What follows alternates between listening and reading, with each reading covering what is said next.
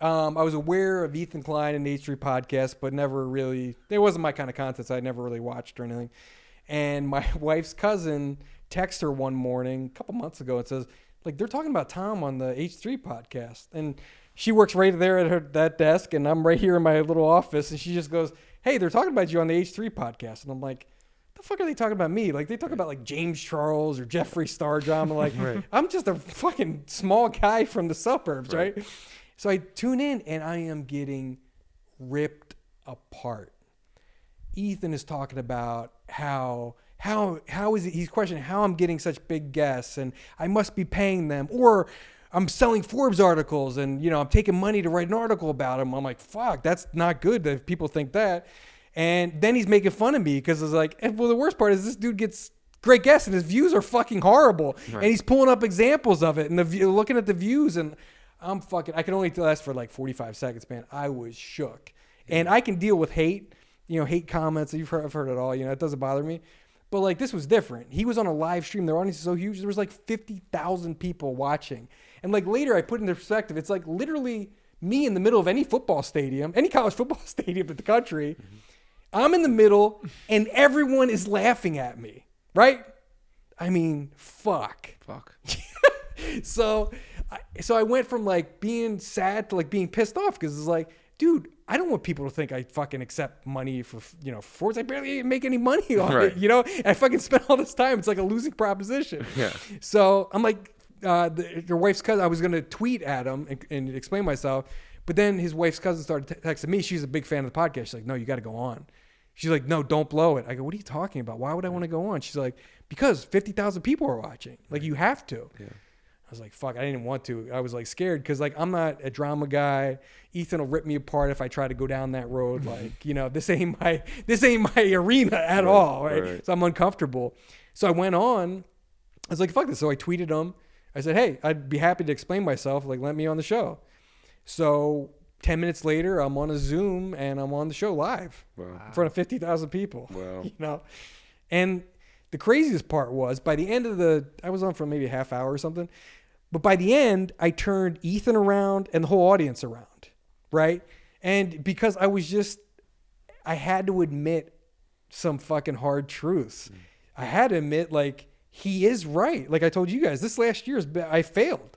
Like I had to say I failed to a stadium full room of people, right? I mean, like 50,000 people. I got to say, hey guys, yeah, down here, look, stop laughing for a sec. I failed. You're right. Continue laughing. You know, it's like. But he was honest. I had to just be real. I go, let's talk about the Forbes thing. I go, that's bullshit. I go, that's not how it goes down. I would never accept money doing it. And boom, boom, just like I said, this is how I get the guests. And this is when I write articles. Actually, I don't write articles for most of the interviews now. They just come on for the show. I don't have so we're going through the whole thing. And I'm cracking jokes. And we're talking about, you know, podcast hosts. And I'm just fucking around. And yeah, the next day I got 18,000 subscribers on my YouTube channel, which was a fucking blessing because now they're fans of me. And that's what I didn't get for 7 years doing YouTube.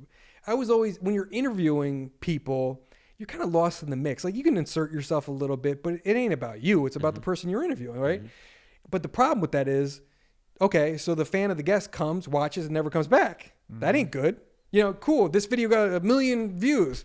Great, but how many of them came back to see the next interview? Like none, right? But then when they came over, they were so supportive, and they're like, you got to live stream. We want you to live stream. I'm like, what the fuck am I going to live stream about? Now I'm live streaming twice a week, right? You gotta live stream so we can tip you money. I'm like, people are going to fucking pay me money? Are you insane? And yet I do it. They're like, you got to fucking offer memberships. I go, memberships? Are you fucking insane? Now I got hundreds of fucking members paying $5 a month to be a member of my channel and help me out. It's like, they're like, you need to be the star of the Tom Ward show.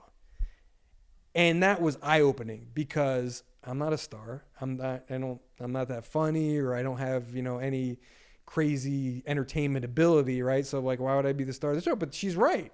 Like, if you're watching it, you should be the star of your own show. And I never looked at it like that.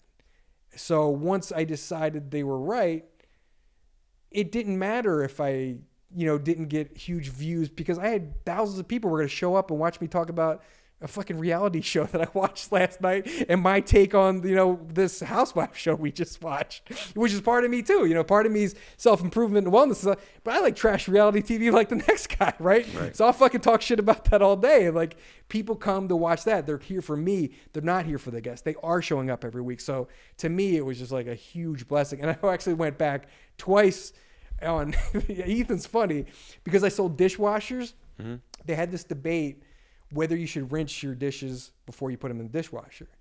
And they were talking about this. It was a fucking heated debate. People were fucking pissed off, angry at the other side. Right. So he goes, you sold dishwashers. You should come on and fucking be the expert. Be the expert, dishwashing expert. So I went on as the dishwashing expert. And I went on and fucking stood my case. And I was team pre-rinse, and the other guy Dan was, you don't have to fucking rinse. And he's got all this evidence from studies. So we're like having a serious debate about fucking washing your dishes. It was funny as shit.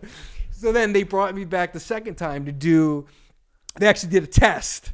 And they got a dishwasher so I was like, live with them in front of the dishwasher, and we're checking the dishes, and I'm talking shit to the other guy, like, see, they're fucking still dirty. Right. I told you, dumbass. Right. And we're just having fun, but it all came because I admitted I failed. If I just would have glossed over and goes, yeah, my views aren't great, but I got these great brand deals on the side, and that's really where I'm making money and all this shit. It's like, no, I lost money. My views suck. This was not a good move. Right? That was why people cared.